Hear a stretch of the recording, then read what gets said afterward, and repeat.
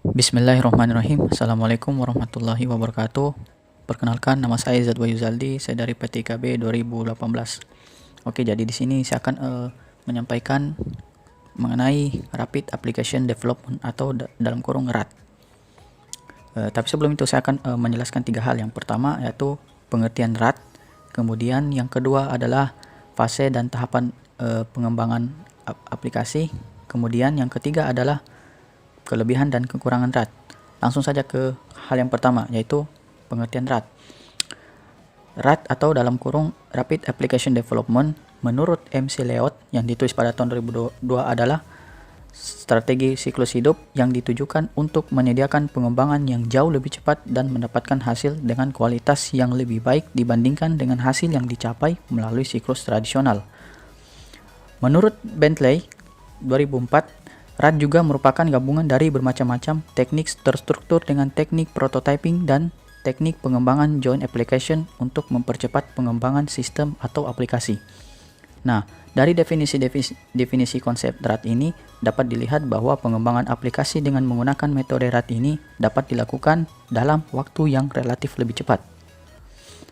Selanjutnya yaitu fase dan tahapan pengembangan aplikasi.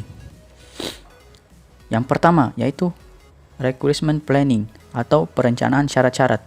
Dalam fase ini, pengguna dan penganalisis bertemu untuk mengidentifikasikan tujuan-tujuan aplikasi atau sistem serta untuk mengidentifikasikan syarat-syarat informasi yang ditimbulkan dari tujuan-tujuan tersebut. Orientasi dalam fase ini adalah menyelesaikan masalah-masalah perusahaan. Meskipun teknologi informasi dan sistem bisa mengarahkan sebagian dari sistem yang diajukan, fokusnya akan selalu tetap pada upaya pencapaian tujuan-tujuan perusahaan. Yang kedua yaitu RAD Design Workshop atau Workshop Design RAD. Fase ini adalah fase untuk merancang dan memperbaiki yang bisa digambarkan sebagai workshop. Penganalisis dan pemrograman dapat bekerja membangun dan menunjukkan representasi visual desain dan pola kerja kepada pengguna. Workshop desain ini dapat dilakukan selama beberapa hari tergantung dari ukuran aplikasi yang akan dikembangkan. Selama workshop design RAD, pengguna merespon prototipe yang ada dan menganalisis memperbaiki modul-modul yang dirancang berdasarkan respon pengguna. Oke, kemudian yang ketiga, implementation atau implementasi. Pada fase implementasi ini, penganalisis bekerja dengan cara menggunakan secara intens selama workshop dan merancang aspek-aspek bisnis dan non-teknis perusahaan. Kemudian hal yang ketiga itu kelebihan dan kekurangan RAD.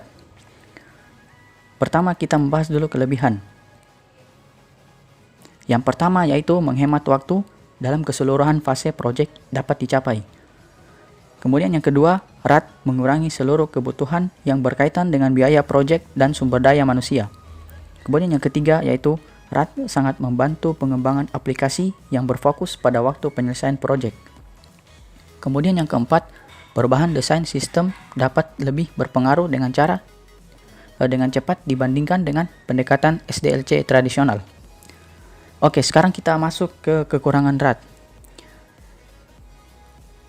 Menurut pendapat Kendall, di sini RAD ada 3 kekurangannya. Yang pertama yaitu dengan metode RAD, penganalisis berusaha mempercepat proyek dengan terburu-buru. Kemudian yang kedua, kelemahan yang berkaitan dengan waktu dan perhatian terhadap detail. Aplikasi dapat diselesaikan secara lebih cepat, tetapi tidak mampu mengarahkan penekanan terhadap permasalahan-permasalahan perusahaan yang seharusnya diarahkan. Kemudian yang ketiga, RAD. RAD menyulitkan programmer yang tidak berpengalaman menggunakan perangkat ini, di mana programmer dan analis dituntut untuk menguasai kemampuan-kemampuan baru, sementara pada saat yang sama mereka harus bekerja mengembangkan sistem. Oke, sekian itu penjelasan tentang mengenai RAD dari pengertian tahap-tahapan dan kelebihan dan kekurangan RAD. Oke, sekian saya Zadwa Yuzaldi dari PTKB. Wassalamualaikum warahmatullahi wabarakatuh.